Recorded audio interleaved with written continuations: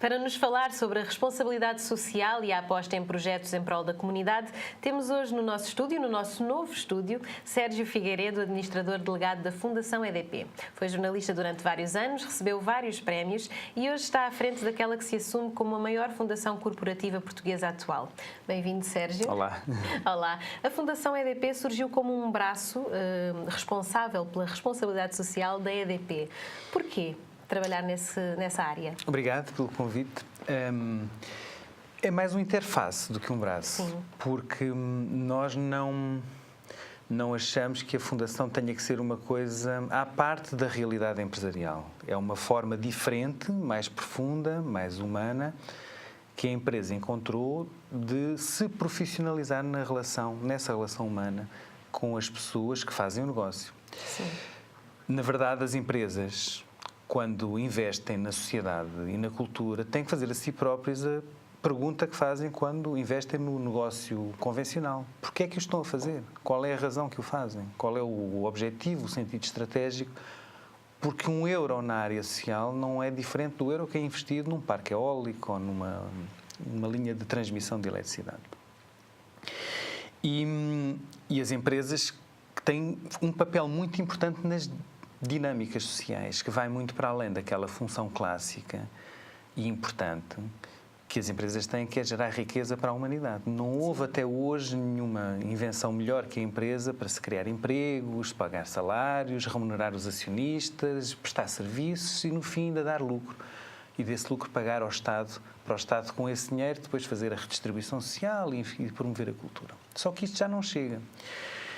Eu costumo dar o exemplo, no caso da EDP, da eficiência energética, porque é uma contradição, se calhar porventura maior do que estar-se a investir numa companhia nacional de bailado, a empresa que é feita para vender eletricidade e produzi-la o mais possível, esteja a ensinar os seus consumidores a não gastá-la, ou a poupá-la, ou a serem até seus concorrentes, porque nós também fomentamos a microgeração.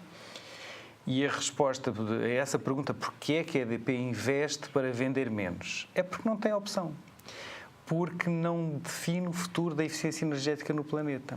Portanto, não há aqui escolha de faz ou não faz. A opção é ou lidera ou morre.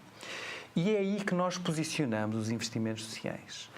Porque ao estar a dar conselhos ao seu antigo cliente de como é que não gasta eletricidade, ela está a mudar a natureza da relação. Porque já não é só fornecer serviços, está-lhe a dar conselhos, está a basear sobretudo na confiança a matriz dessa relação.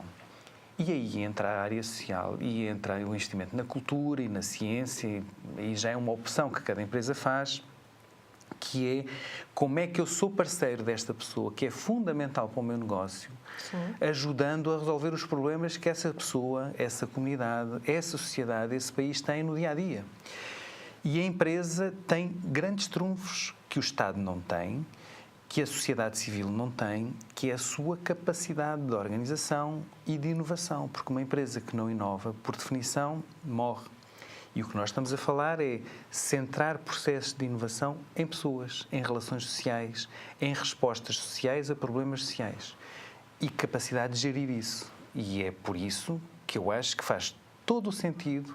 Não é uma questão de fazer todo o sentido. É a empresa e o gestor que não entende isso está a condenar-se à morte ou ao definhamento. Sim.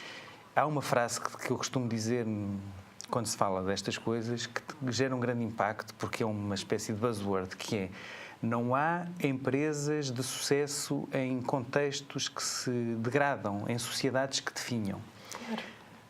Isso é absolutamente verdade, mas mesmo assim não chega, porque isso remete-nos então para a questão que é, então se a sociedade for próspera, a empresa não tem que se preocupar com a sociedade. Retira-lhe o papel de ativo, de dínamo, como eu usei há pouco. E a capacidade que uma empresa tem de dinamizar a sociedade, de mudar comportamentos coletivos, é poderosa. É desse ponto de vista importante profissionalizar isso. E a EDP, quando decidiu criar uma fundação, separar isto da comunicação, do marketing, das questões de gestão mais de curto prazo, reputacionais, o que estava a dizer é que a gente sabe exatamente o que é quando investe em coisas que geram notoriedade imediata, os concertos de músicas, as maratonas, das outras que são corridas de longo prazo, que se investem em coisas que não mostram resultados no imediato mas que no fim do dia as pessoas que são tocadas por esses projetos, que são envolvidas por esses projetos e que são parceiros desses projetos, vão olhar de uma maneira muito diferente do que olhavam no início. Há um investimento social muito grande e esse investimento também nota-se muito na forma como vocês trabalham os projetos, porque não é só apoiar os projetos, é fazer todo um acompanhamento. Exato. É fundamental, primeiro, ter opções, ter foco. Não dá para ir a tudo. Aquela coisa de que dá para fazer desde o princípio ao fim, da ciência à arte, da arte à cultura, da cultura, qualquer das 7 artes, ainda depois sobrar algum dinheiro para os problemas sociais, não é possível. É preciso ter opções. Concentrar. E nas opções que fazemos, ter a noção de que não se está a ajudar a instituição, mas o que está a fazer é uma parceria com a instituição para beneficiar alguém. Essa mudança de discurso é muito importante, não é? Não pensar que estamos a fazer caridade, mas sim a investir, porque são coisas completamente diferentes. Sim, exatamente. Eu não quero estigmatizar a caridade, porque a caridade é uma espécie de arma do último recurso que uma sociedade tem para acudir a quem precisa. Sim. Mas temos de ter a noção... Querem dar soluções, não é? Exatamente. Querem dar um passo... Exatamente. Porquê, Cláudia? Porque quando se alimenta alguém que tem fome, a gente está a alimentar alguém que tem fome, não está a combater a exclusão social. Porque Sim. essa pessoa, enquanto depender do tal ato caridoso, é um excluído.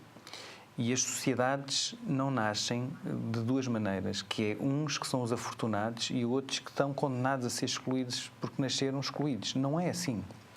Portanto, as sociedades, ao se organizarem para... É tal história da velha história do provérbio chinês, da cana, em vez de estar a dar o peixe. Em vez de dar o peixe, dá-se a cana de peixe. O que nós queremos aqui é trazer o mundo corporativo, o mundo empresarial, até para reinventar a indústria da pesca. O que é que eu estou a dizer com isto? Que é mudar as próprias regras como funciona o setor social, o terceiro setor. E nós temos essa possibilidade de inovar, de ler qual é a cadeia de pobreza e em que fatores é que podemos intervir para que esse ciclo de exclusão e esse ciclo de pobreza possa ser interrompido.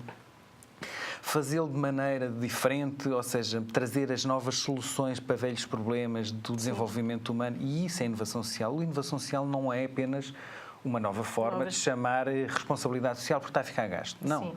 É combinar de maneira diferente coisas que já existem, mas que produzem resultados maravilhosos e completamente imprevisíveis e antes inalcançáveis.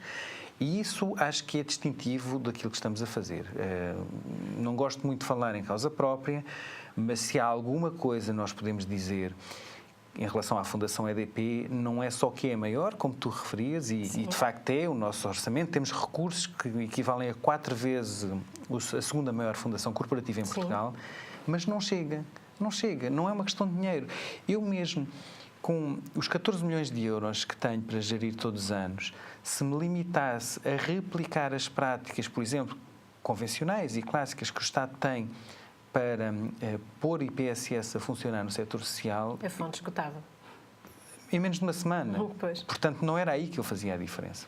Já existem muitas parcerias de sucesso, vamos continuar a falar sobre elas.